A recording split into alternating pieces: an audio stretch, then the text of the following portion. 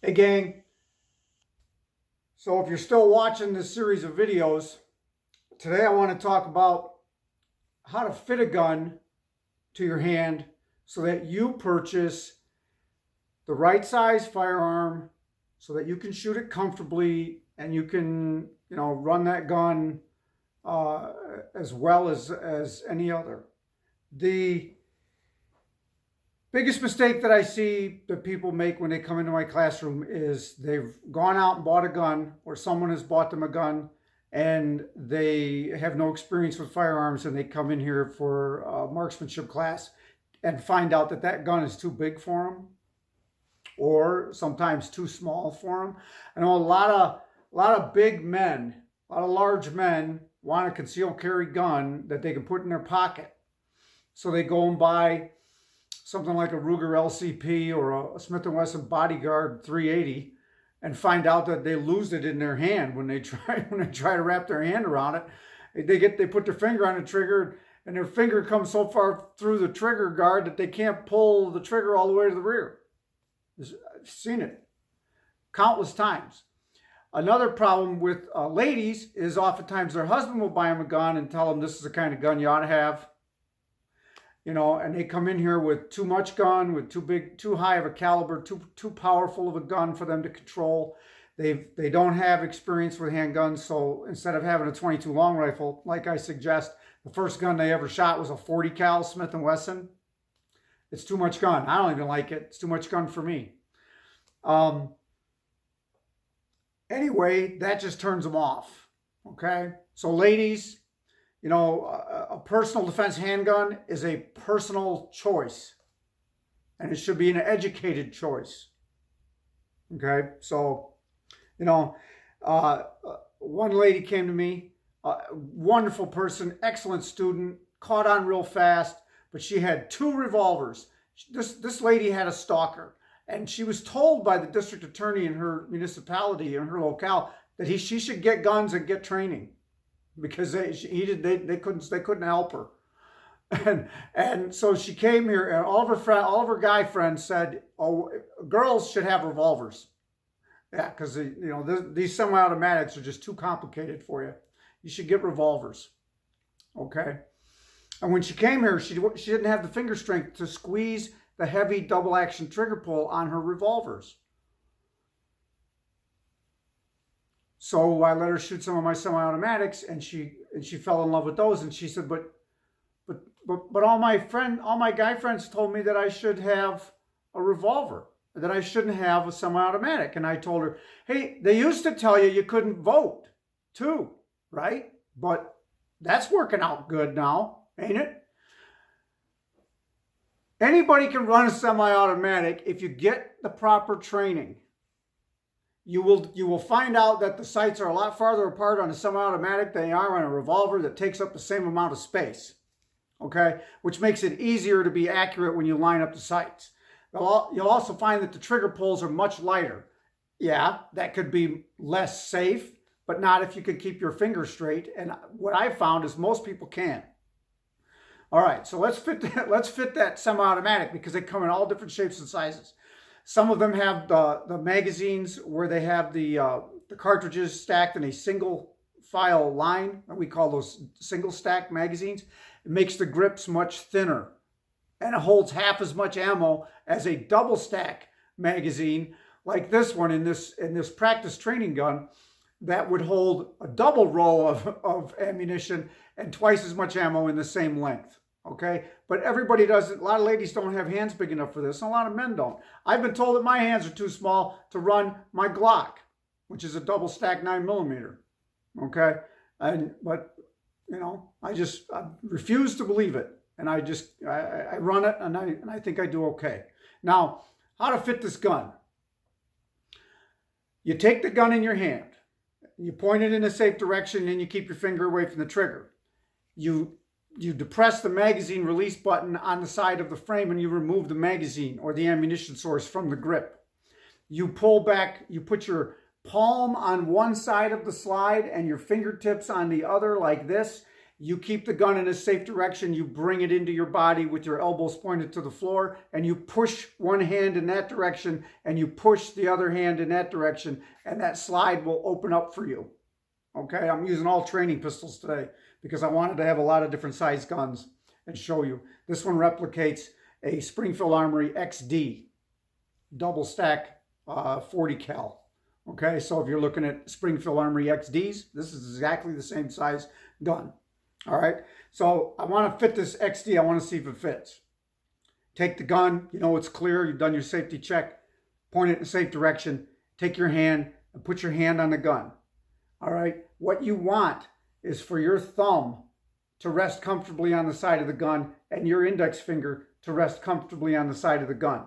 You don't want to hold it like that to where your thumb is going off on an angle, and you don't want to hold it like that to where your index finger is going off on an angle.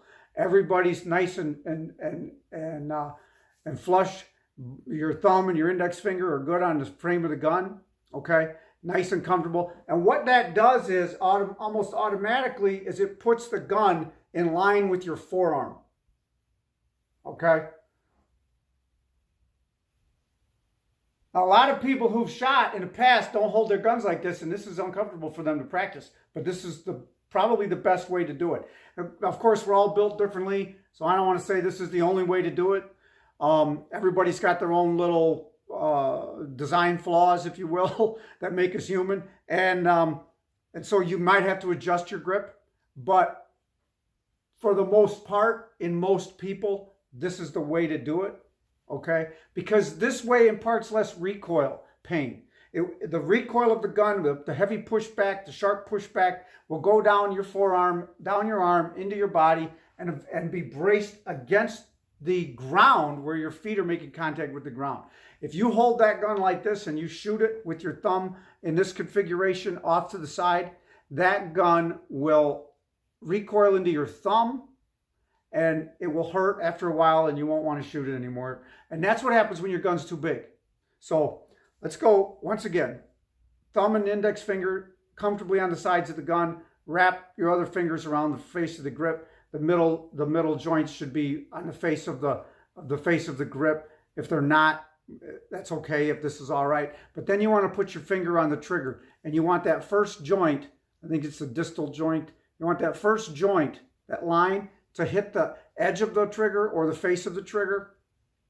Okay, I'm not gonna say, once again, it's not 100% for everyone all the time, but that's what I like, and that's what a lot of other shooters like. When you've done that, okay, you need to look down in here now between your index finger and the gun and see if there's any kind of a gap. If there's any kind of a gap that you can see, that gun's gonna fit you okay. All right, now, that was a Springfield Armory XD. This is a copy of a 1911 style gun. All right, for those of you who don't know what that is, I don't have enough time to explain it. But it's the iconic combat firearm of the United States. It's the Harley Davidson of pistols.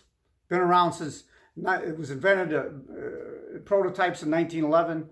It was inducted into the military service in 1917. And everybody's got one. Everybody that collects guns, I think, has got one of these. It's an iconic piece of history, and in my opinion, an excellent competition gun and a great fighting pistol in the right hands, but not for everybody. That's all I'm going to say about it. All right, so I'm doing the same thing with that 1911. Okay, I got this one in these fingers in the right place, thumb and index finger in the right place. Now, this 1911 is smaller, and I have a much larger gap, but that's okay. If you have, the gap is fine. All right, and then we'll work on grip and stuff in another video. Okay, so you got the gun that fits. All right, try dry firing it. You've done your safety check, right? It's being pointed in the safe direction. Try dry firing it. See if you like the trigger. Okay, the trigger reset, or the distance that it takes for you to let the trigger back out after the gun cycles, to reset they'll take up the link and reset the trigger so that you can squeeze again, can be quite discernible on some guns and very vague on others. All right. I like a discernible click, and I can feel it when I've reset the trigger, so I don't have to take my finger completely off of the trigger and let the trigger all the way out before I can squeeze it again. You don't have to always do that. All right. So if you want to try feeling that trigger reset, you dry fire your pistol, hold the trigger all the way to the rear. You rack your slide as if you would have had fired the gun, and you've cocked the gun again, and then you release the trigger slowly until you feel a click. And that is where you can stop and try pulling it again and see if it dry fires again. And that would be your trigger reset. If you like the way that feels, then go ahead and go on further with your gun. Now, if you don't like the way it feels, try another one, or don't worry about it. It's not really a big deal. The jury is still out on whether or not we need to run that reset link or slap that trigger. The jury's still out on that. Rob Leatham, one of the best shooters in the world, and possibly the best shooter in the world, competitive, practical shooter, slaps his trigger while everyone else is trying to run that reset link. So, it all depends on the person. All right. I've been told that in order for your gun to fit you, to know if your gun fits you, you have to be able to work all the levers on the gun, the slide lock lever, the magazine release, the safety levers, without changing your firing grip. So everything from here with my good firm firing grip, my thumb can run all the levers on the gun that are there, and that's just not true. It's simply not true. If your thumb has a bone in the middle of it like mine does, that bone will ride on the side of the frame, and it won't allow your thumb to make purchase on some of these levers unless you change your grip. So here's my firing grip, and this is my gun running grip, where I can activate all those things with my thumb. This is why experts tell me that my gun is too big for me. But I don't drop it, and I run all those levers pretty well. And I've spoken with some other professionals who agree with me on this. Okay, so now we've fitted our gun and we've checked our reset, and we've realized that we have to change our firing grip in order to run the levers. It doesn't mean it's too big. Okay, what we need to be concerned with is caliber. And if you've started out on a 22 long rifle and you have no issues with recoil anticipation and you want to go to a 9mm, I still say try one first, because a quality 9mm handgun is going to cost you $500. The minimum $425 and up for a quality firearm that you could depend on. Okay, so if you could rent one or try that out just to make sure you can handle that 9mm recoil, it's a great idea to save you some money. That's what we do here. That's what I do here. I have all different calibers for people to try out and see what they can handle. And then they can go make an informed purchase. And so get with a firearms instructor in your area that allow you to do that, or go to a shooting range that rents firearms and try some out with someone that you trust that understands guns and safety. Okay, give it a shot. Now, when we come back, when I see you again, we're all going to have picked out our guns, and we're all going to, take this one step further, and we're going to work on our shooting grip, and we'll probably take a few apart. I'll digress. That is another big selling point for me. How hard is it to take your gun apart? How complicated is it to take your gun apart? Does it require tools to take your gun apart and clean it? Or is there a takedown lever, and is it easy to take apart and put back together? Okay. 1911s typically are not the easiest guns in the world to take apart and put back together. Okay. Most of your modern day combat firearms, like an FNC, I think Springfield Armory XD, Smith & Wesson M&P series, Glocks, are all a lot of your striker fired pistols are pretty easy to take apart, among the simplest to take apart and put back together. Okay, something to think about.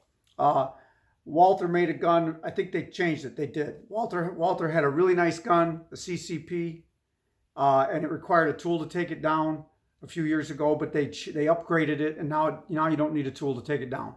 So that's a nice little gun, nice little single stack 9 as well. All right, Got to be getting bored by now. We're up to 15 minutes. Hey guys, let's stay safe, huh?